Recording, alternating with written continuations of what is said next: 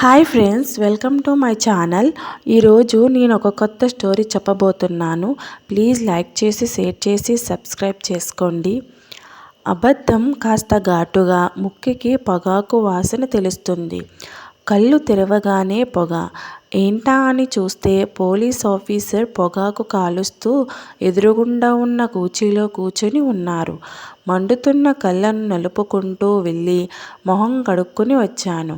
నా పేరు Keshava, Kanumuri Keshava, crime investigation officer. ఆ పేరు, వృత్తి రెండూ కొత్తగానే అనిపించాయి. నా పేరు తెలుసు. నిన్ను కలవటానికి ఒక రోజు పట్టింది. మైకం వదిలిందా? అది కాస్త మందు. తెలుసు, మద్యం ఎక్కువైంది అని. అందుకే ఇప్పుడు వచ్చా. చెప్పు. ఏం చెప్పాలి? ఇంకా ఏం చెబుతావు? మహేష్ గారిని ఆఖరిసారిగా చూసింది నువ్వే. దాని గురించి వివరాలు చెప్పు. ఓ అదా? పోలీస్ కళ్ళు కాస్త చిన్నవి చేసి, వేరే ఏదైనా ఉందా? నేను కాస్త ఆగి, ఆహా లేదు. ఆ రోజు ఏమైందంటే, తెలుసు కదా, అంతా వద్దు. నువ్వు తలుపు తీశాక ఏం చూశావో చెప్పు. మహేష్ గారు మంటలు మంటలు అని అరుస్తూ నన్ను తోసేసుకుని కిందకి దూకేశారు. మంటలు, మంట మంట మంట. గదిలోని నీరు గోడల మీదకు విసిరేశారు. అంటే మంటలు కానీ గదిలో ఏమీ కాలినట్టు ఆనవాలు లేవు. అదెలా? నన్ను అడుగుతున్నారా? నా వైపు చూసి నవ్వి, ఆ గదిలో ఇంకా ఏమీ చూడలేదా? లేదండి. సరే, మళ్ళీ మాట్లాడదాం. నీ విద్యాపత్రాలు అక్కడ పెట్టాను, తీసుకో. అవి మీ దగ్గరికి ఎలా వచ్చాయి? ఎలా వస్తేనే నీవే కదా, తీసుకో. మళ్ళీ కలుద్దాం. ఇవి ఇతనికి ఎలా వచ్చాయి? ఆ రోజు పోలీస్ కావాలనే వీటిని దాచి నాకు సంచి ఇచ్చాడా? అంతలో కబురు. మమ్మల్ని లక్ష్మిగారు రమ్మంటున్నారు అని ఒక పనివాడు చెప్పి వెళ్ళిపోయాడు. అప్పుడే వచ్చిన అలీ అమ్మగారు పిలిచినా అయ్యగారి మొహంలో ఆనందం లేదు ఏంటి? ఇంతకుముందు ఇలాంటి వార్త వస్తే నాకు రెక్కలు వచ్చేవి.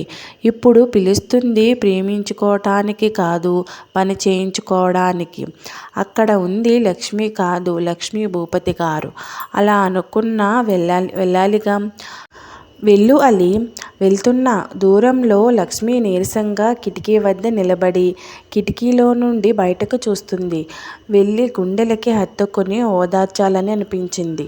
ఆలోచనలకు హద్దులు వేయలేకపోతున్నా. లక్ష్మి తిరిగి నన్ను చూసింది.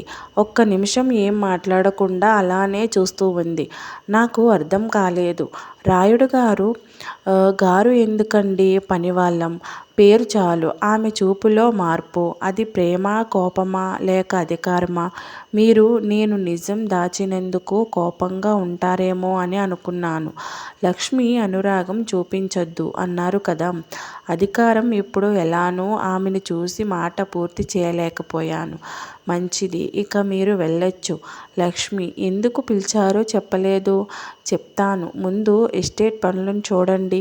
అవి ఈ అశుభం వల్ల, అంతకు ముందు పుట్టిన రోజు వేడుకల వల్ల ఆగిపోయాయి. సరే అని వచ్చేశాను.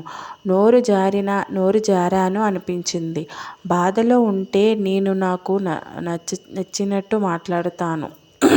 కోపం, జాలి, అనుమానం, ప్రేమ అన్నీ ఒకేసారి. ఒకే అమ్మాయి మీద ఏంటిది? అర్థం కాని భావాలు. లక్ష్మి, కనుమూరి గారు మాట్లాడుకుంటే కాసులు అవసరమయ్యుండి నేను అక్కడికి వెళ్ళాను. నేను రావటం చూసి లక్ష్మి మాట్లాడటం మానేసింది. కనుమూరి. రాయుడు. ఏంటి ఇలా? లక్ష్మి గారితో కాస్త పని ఉండి. లక్ష్మి. నేను పనులు ఆపుకోవటం మీకు అభ్యంతరం లేకపోతే ఉండమనండి. ఇది పూర్తి అయ్యాక తన పని చేసుకొని వెళ్తాడు. లక్ష్మి నా వైపు చూస్తూ తలాడించి కనుమూరి గారికి సమాధానం చెప్పింది. లక్ష్మి. మా అమ్మ నాయనమ్మ చనిపోయాక మా పెద్దనాన్నగారు 6 ఏళ్ల వయస్సు ఉన్న నన్ను తీసుకుని వెళ్ళారు. ఆదర్శ భావాలు. ఎస్టేట్ మీద కానీ ఆస్తి మీద కానీ ఆయనకు వ్యామోహం లేదు. ఇక్కడ హోదా కూడా ఆయనకి నచ్చదు. అందుకే చాలా అరుదుగా ఇక్కడికి వచ్చేవారు. నన్ను కూడా మా నాన్నగారికి ఖాళీ ఉండకపోవటం వల్ల ఆయన కూడా ఈ ప్రాంతానికి రావటం అరుదు. ఒకరోజు పెద్దనాన్నగారి నుండి విదేశాల్లో చదువుకుంటున్న నాకు లేఖ వచ్చింది. తాతగారు చనిపోయారు అని. వెంటనే చెబితే నేను చదువు ఆపేసి వచ్చేస్తాను అని కాస్త ఆలస్యంగా లేఖ రాస్తున్నట్టు, పెద్ద కొడుకుగా తన బాధ్యత నెరవేర్చటానికి తాను ఎస్టేట్కి వెళ్ళారు అని, నన్ను చదువు పూర్తి అయ్యాక అక్కడికి రమ్మని ఉంది అందులో. నేను కూడా అలానే చేద్దాము అనుకున్నాను.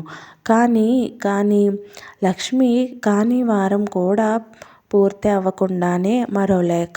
ఈసారి అన్నయ్య నుండి పెద్దనాన్నగారి మరణ వార్త. వెంటనే చదువు ఆపేసి పట్నం వచ్చాను. అక్కడ అన్నయ్య, నాన్నగారిని కలిశాను. వారు చెప్పిందంతా విన్నాక ఇక్కడ ఏదో జరుగుతుంది అని అర్థమైంది. ఇక్కడికి వచ్చి ఏం జరుగుతుందో తెలుసుకుందాం అనుకున్నాను. కానీ వారు నన్ను ఇక్కడికి రానివ్వలేదు. పట్నంలో ఉన్న పోలీసుల నుండి కేసు వివరాలు తీసుకుంటూ ఉన్నాను. నాన్నగారు మరణించాక ఇంక ఇక్కడికి రావటం తప్పలేదు.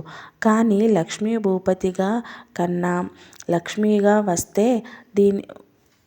దీనికి కారణం ఎవరో తెలుస్తుంది అనుకున్నా. మహేష్ అన్నయ్య అందుకు ముందు అంగీకరించలేకపోయినా తర్వాత నేను సాధారణ అమ్మాయిగా వస్తే నాకు పెద్ద ప్రమాదం ఉండదు అని ఒప్పుకున్నాడు. కనుమూరి, ఇదంతా ఎవరో చేస్తున్నారు అని మీ నమ్మకమా? లక్ష్మి: ముందు అలానే అనిపించింది. అడవి జాతి వారి నాయకుడి మీద చాలా అనుమానం ఉండేది. ఇప్పుడు అన్నయ్యకి జరిగింది విన్నాక అసలు ఏమీ అర్థం కావట్లేదు. దేవుడి మీద నాకున్న దృక్పథం, నేను చదివిన చదువు, దీని వెనక ఎవరో ఉన్నారు అంటుంటే జరుగుతున్న సంఘటనలు మాత్రం అలా ఎవరూ లేరు అని నిరూపిస్తున్నాయి. కనుమూరి: ఇంతకు ముందు వారు ఎలా చనిపోయారో ఎవరూ చూడలేదు. కానీ మహేష్ గారు చనిపోవటం అందరూ చూశారు. ఇంత వింతగా ఏం జరిగినా అది మానవ ప్రమేయం లేకుండానే జరిగిందని అనిపిస్తుంది. మీరు ఏది నమ్ముతారు? నేను కనుమూరి అంతు చిక్కే వరకు ఇవన్నీ ప్రశ్నల్లానే ఉండనిద్దాం. నమ్మకాలకి ముడిపెట్టద్దు. కానీ వచ్చిన చిక్కుల్లా అసలు ప్రశ్న ఏంటి? అది కనుక్కోమంటే సమాధానం అదే దొరుకుతుంది. కనుమూరి: లక్ష్మిగారు, మహేష్ గారు చనిపోయిన రోజు మీరు అసలు ఎవరికీ కనిపించలేదు. ఎక్కడ ఉన్నారు? ఆ రోజు తెలిసిన వారందరూ వస్తారు కాబట్టి నన్ను గుర్తుపట్టకూడదు అనే ఉద్దేశంతో ఎవరికీ కనిపించలేదు. కృపగారి ఇంట్లో ఉన్నాను. కనుమూరి: మీరు మహేష్ గారిని చనిపోయే ముందు కలిశారా? లేదు. ఉదయమే ఎవరికీ కనిపించకుండా కృపగారి ఇంటికి వెళ్ళిపోయాను. కనుమూరి: సరే లక్ష్మిగారు, నేను మళ్ళీ కలుస్తాను. లక్ష్మి అబద్ధం చెబుతుందా? లేక నేను వేరే ఎవరినైనా చూశానా? ప్లీజ్ మీకు ఈ వీడియో కనుక నచ్చినట్లయితే లైక్ చేయండి, షేర్ చేయండి, సబ్స్క్రైబ్ చేసుకోండి.